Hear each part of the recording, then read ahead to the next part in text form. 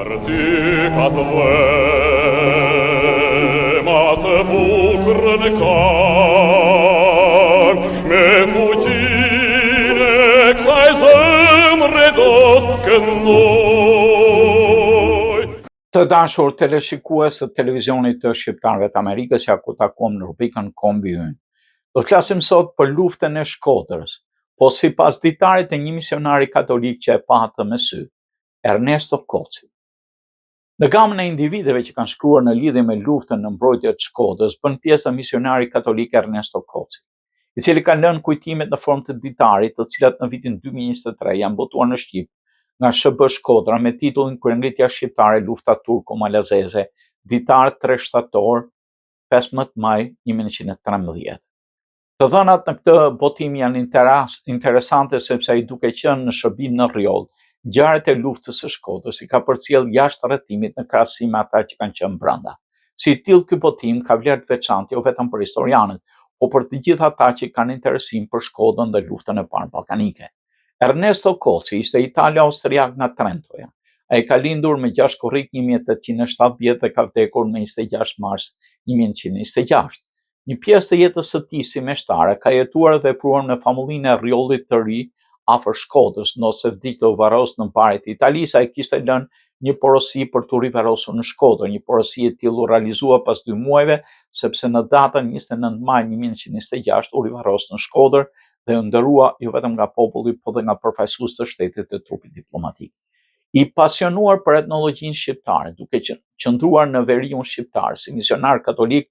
nuk ishte statik në dukurive shoqërore popullit shqiptar, duke u lumtuar dhe mbledhur lëndë të ndryshme të traditës shqiptare, është veçuar për nuhatin e studiusit Mirfield, ku për një kohë 5 vjeçare 1909-1914 arriti të klasifikojë materialin në grumbullon 7 vepra.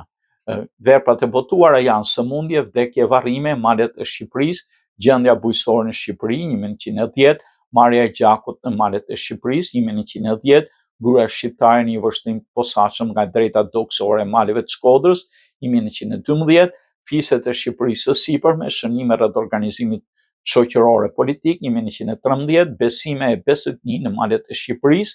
fiset e Shqipërisë së sipërme, shënime rreth organizimit të tyre shoqëror e politik, të dhëna statistikore. Ndërsa vepra e 8, Kryengritja shqiptare lufta turko-malazeze, Shkodër 2023, paraqet ditarin nga data 3 shtator 1912, 15 maj 1913, përkthyer në Shqip nga italishtja nga Arben Dreca. Nuk ka dilemë se Ernesto Koci llogaritën ndër personalitetet të rëndësishme ndërkombëtare që ka dhënë kontribut në albanologji, sikurse Etur Rami dhe Nopça, por fatkeqësisht pak i njohur për opinionin kulturor shkencor shqiptarëve. Ditari ka dëshmi autentike, në botim bëhet fjalë për periudhën 3 shtator 12 maj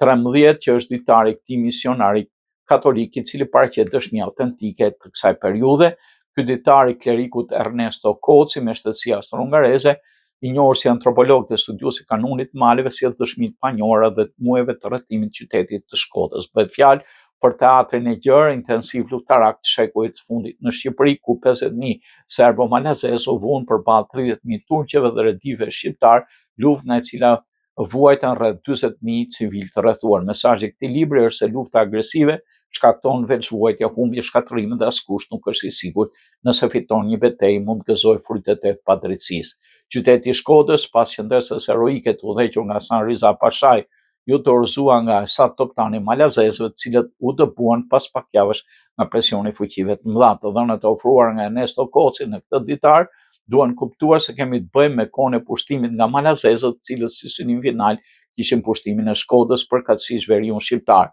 Në ditar ofrohen të dhëna për bombardimin e Shkodrës nga malazezët, pasojë të vrasjes, qofshin ata ushtarë apo qytetarë të thjeshtë, po ashtu ofrohen të dhëna për dëbimin e popullsisë shqiptare, kryesi shtatsajt përkatësisë fetare muslimane dhe vendosin në tyre në Shkodër, po ashtu jepen dhëna për bashkëpunime malësorve nga Gruda, Hoti, Kastrati me malazezët në rrethin e Shkodrës. Në këtë aspekt Koci ka deklaruar se malësorit i ka këshilluar se ata duhet qëndronin asnjanës për shkak se Malizi nuk ka arsye tjetër përveç se të mashtrojë Evropën, duke siguruar se populli shqiptar dëshiron sundimin malazez dhe populli shqiptar dëshiron me çdo kusht pushtimin e Shkodrës për t'u hedhur fajin pastaj malësorëve për mizoritë dhe plaçkitet e kryera nga ushtria malazeze. Pikërisht në sajt e qëndrimit të tillë, Koci ishte në mbi këtyre të vazhdueshme të pushtuesve malazes, pavarësisht se ky ishte një mision kishtar dhe me shtetësi italiane ai ishte rrezikuar fizikisht.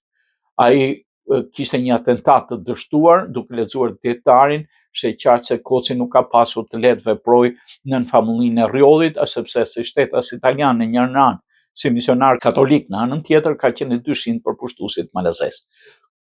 Një qëndrim i tillë dëshmohet se ndaj tij është bërë atentat me objektin e tij në famulli të Rjollit, ku kishte fat të shpëtojë, ndërsa herën e dytë ishte rrezikuar jeta sepse pushtuesit malazes kanë dashur ta arrestojnë, po me këtë rast gjeturia dhe guximi i tij arriti ta shpëtojë duke u larguar në shkrel për një vend sigur, ndonse ai ishte kooperues në rrethana të reja nga pushtuesit malazes, madje ai ka ndihmuar në shërimet e lënduara nga luftimet në zonën përkatëse, por pushtuesit kishin dyshime se ky nuk ishte sipas shijes së tyre. Informatat jashtë rrethimit të Shkodrës deri tash kemi pasur rast lexojmë dietare që kanë bëjë me rrethimin e Shkodrës, që autorët në detaj tregojnë ngjarjet e ditës brenda qytetit. Po dietari i Kocit është veçanërisht sepse ka të bëjë me rrethanat e rrethimit të Shkodrës jashtë saj. Andaj kur analizohen dietare të tillë mund bëhet analiza të ndryshme, madje edhe analogji për ditë veçanta, sidomos gjatë bombardimeve nga ana malazeze në qytetin e Shkodrës, sepse ndryshe është përjetuar brenda qytetit, ndryshe jashtë tij, duke ditur se popullsia brenda qytetit ka vojtur urim për të mbijetuar,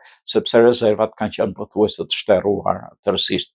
Malësorët për krah malazeze në pushtimin e Shkodrës. Në opinionin e gjerë, nuk është informatë e panjohur se një numër i konsiderueshëm malësorësh ishin bashkëta ngjitur malazeze në pushtimin e Shkodrës, por në lidhje me këtë, çështja autorë të ndryshëm kanë qenë të rezervuar të shkruajnë të prezantojnë dhëna të tilla, edhe pse një veprim i tillë ka qenë i njohur për popullsinë e Shkodrës dhe rrethinën e saj, që në heshtje është përcjell brez pas brezi. Pikërisht lidhur me këtë çështje, Koci na ofron të dhëna për disa malësorë, të cilët ju ishin shitur krejtësisht çështjes malazeze, si Sokol Baçi Medbirin, Kol Kurti, Tom Coli, Brail Marku, Gjeto Dashi, gjithë nga Gruda, Kol Deta, Gjek Marashi, Gjon Dika nga Trabuhin, të cilët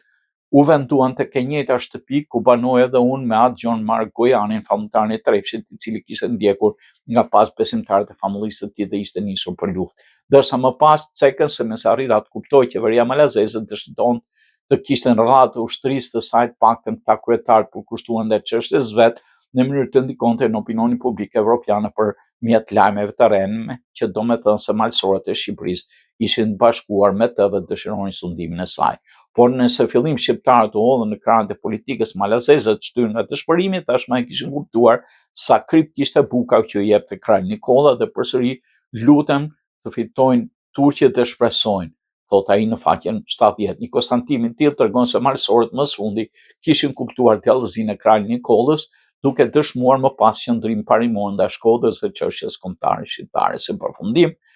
mund të themi pa hezitim se dietari i